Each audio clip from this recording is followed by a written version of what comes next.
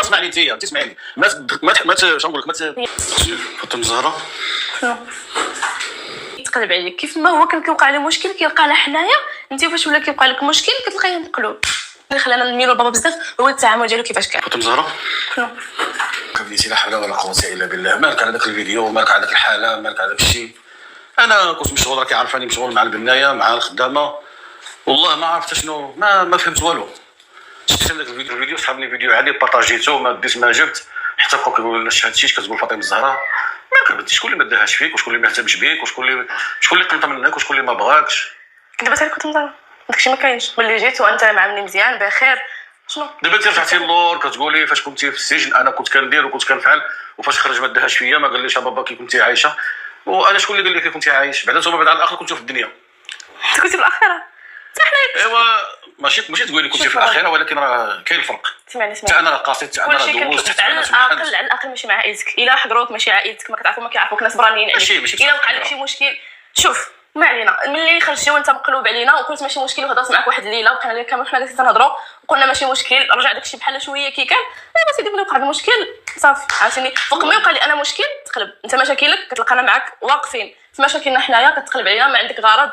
شنو معنيت هادشي؟ دابا انت كتفسرها كيف ما بغيتي. لا يلاه جاوبني على انا دابا تقلبتي. لا والله ما تقلبت لا والله ما تقلبت. انا راه بعدا اول نهار اللي مشغول والله انا براسي انا كنت مشغول. انت براسك شنو كتشوفني كندير كنقيل في التماره مع بناي هو كيعجن وانا معاه. نهضروا دابا على هذا المشكل الثاني ديال اللي وقع لك مع يسرا. فاش جيتي انا قلت لها واش وقع لي مع يسرا ماشي ما ديتهاش فيك ما ديتيهاش فيا ما تفهميهاش. اسمعني انت تسمعيني ما شنو نقول لك ما تفسريهاش كيما بغيتي انت. انا فاش جيتي قلت لي وقع لي مشكل مع يسرا تصدمت تشوكيت بقيت مبلوع هذا المعنى على راسنا. كنفكر فيه قبل ما كنفكر في راسي في مستقبلي كنفكر انني ندير بابا هذه ندير لبابا فهمتوا يعني واحد الحب اللي في شكل مع بابا واحد العلاقه قويه بزاف كما قلت لكم. داك العلاقه خاصها تكون مع راسك وداك الحب خاصك تحبيه لراسك بعد الاول حيت بابا شنو نقول لكم هو تزوج هو دار بنت واحده اخرى هو كيفكر يدير وليد واحد اخر اللي داير حياته كيفكر يولد. انا ما عرفتش انا هذا الوليد اللي بعدا مرات با غادي تحماق تولد با غادي يحماق يولد ما فهمتش انا هذا الولد هذا فين غادي يجي واش هذا الجو غادي يعيشوا فيه الناس. انا براسي اللي كبيره ونقدر نستحمل ما استحملتش هذا الجو ما تسمح حياه غير المشاكل الصداع والمشاكل فين غادي يجي هذا الولد. ماشي ما بغيتوش يجي ولكن ما كاينش جو مثالي ما كاينش حياه مثاليه ما كتكونش حياه مثاليه. انا عارفه ماشي كاع العائلات مثاليين ماشي كاع داكشي اللي كنشوفوا حقيقي ولكن داك شويه اللي كنشوفوا الناس ما كاين صداع المشاكل الا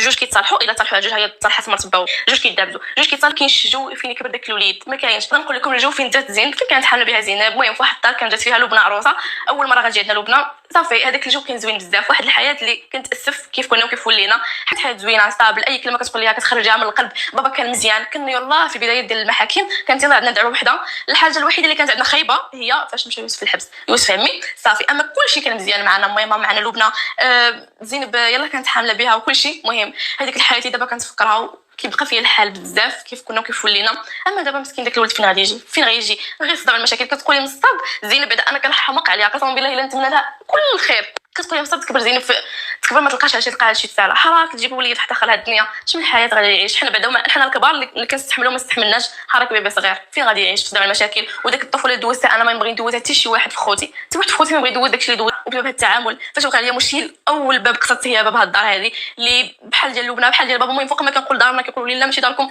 لا ماشي دارنا قصدت دار لبنى جيت ليها هادشي اللي فيها بابا اللي ما عمرني في حياتي ما ظنيت غادي يهضر عليه بحال هكا.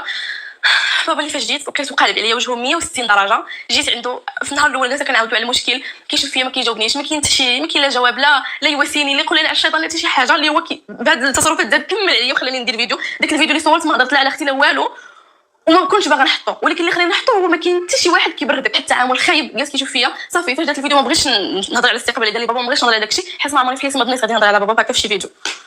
صافي جيت قلت ماشي مشكل يمكن مازال مصدومه هو بحالي. جيت بقيت هنا جالسه كما قلت لكم بقيت كنخمم الليل كامل لا غادي في الصباح جالسه كنهضروا في الفطور زعما كنحاول نسيت كندير بحال زعما ما كاين والو لا كيشوف فيا قالب عليا وجهه مراسو قالبه وجهها من حقها هي زعما باغا دير راسها ما داخلاش في المشكل عرفت ما عنديش فيها مشكل حيت فيطرنا معاه مشاكل هذا ندخلوا ليه ماشي مشكل فهمتوا. اما بابا اللي من الصغر وكنعرف غير بابا من الصغر وحنا واقفين